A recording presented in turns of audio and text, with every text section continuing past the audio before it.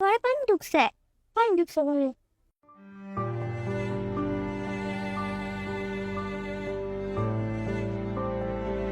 আবার মনে হয় ড্রেনটা ময়লা দিয়া বন্ধ হয়ে গেছে।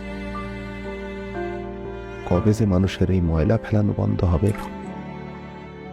আমাদের যে কষ্ট হয় কবে এটা মানুষ বুঝবে? তবে আমাদের সয়ে গেছে, সবই সয়ে যায়।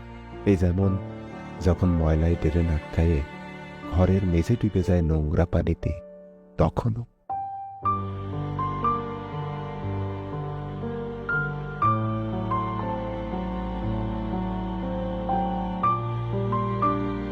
বদি ভাই, আজকে সন্ধ্যা একটু তাড়াতাড়ি আয়ো, আমার কাম আছে একটু বাইরে দেওয়া।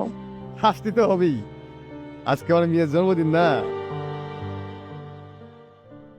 যে ময়লা মানুষ ঘরের ময়লার পাত্রে একদিনের বেশি রাখতে চায় না, আমরা তার ভেতরে শুয়ে বসে থাকি।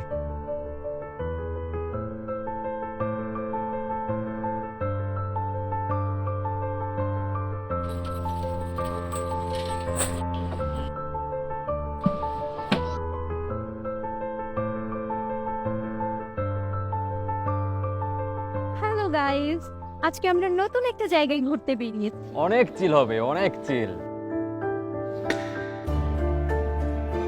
কেউ থামলা কেন? দেশ পরিবেশ নোংরা করে মানুষ এত খুশি হয় কেমন করে, ওইটাই এখন বুঝি না। কালার রিক্সাওয়ালা আসছে দেশ পরিষ্কার করতে। তবে আমার কি করতে হবে সেইটা কিন্তু আমি জানি। দেখছো, যা কইছিলাম ঠিক আছে না? তোর কথাই ঠিক আছে, ভুল জায়গায় মনে ফেললে সে মহিলা যে বাড়িতে যায় উঠবো, তাই তোর কথা মতন এটা এখানে রাখছি। ভাই বাকি দিলে সে হয় কিন্তু। হ্যাঁ,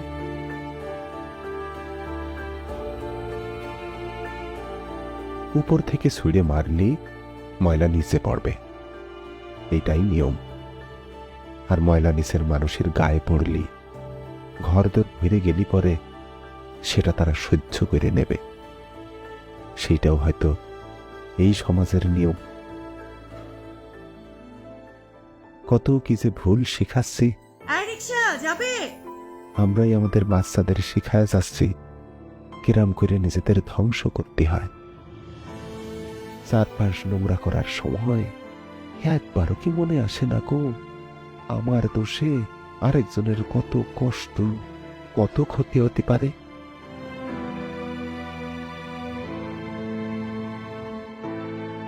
পুতুলের জন্মের সময় আরেকটু ভালো আর পরিষ্কার পরিবেশ পালি হয়তো পুতুলের মার রোগটা হতো না। আর এত তাড়াতাড়ি আমার মেয়েটা মা হারাইত।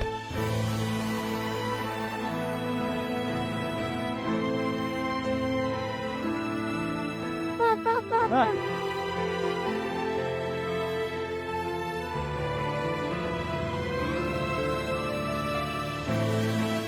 তবে আমার মেয়ে আমি কম দেয়া যাব না। ধন সম্পত্তিতে না পারি, ভালো একজন মানুষ বানাইয়া যাব। আপা আপা আপা আপা, আপা, ভিতরে যাব আব্বা।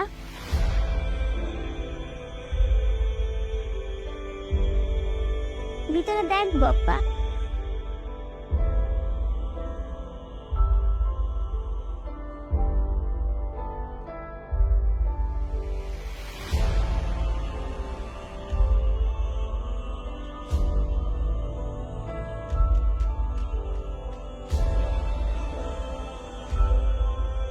তারপরে পরের বছরে নিয়ে যাবেন।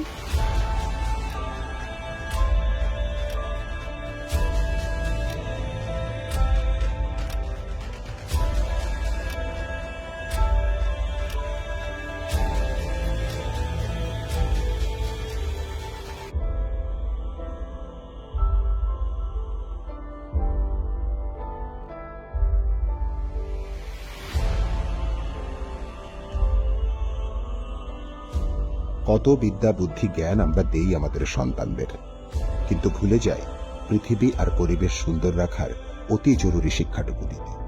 এই বাবা দিবস থেকে আসুন সবাই মিলে ভবিষ্যৎ পৃথিবীটা পরিচ্ছন্ন আর সুন্দর রাখার নিয়মগুলো শিখে নেই আর শেখাই।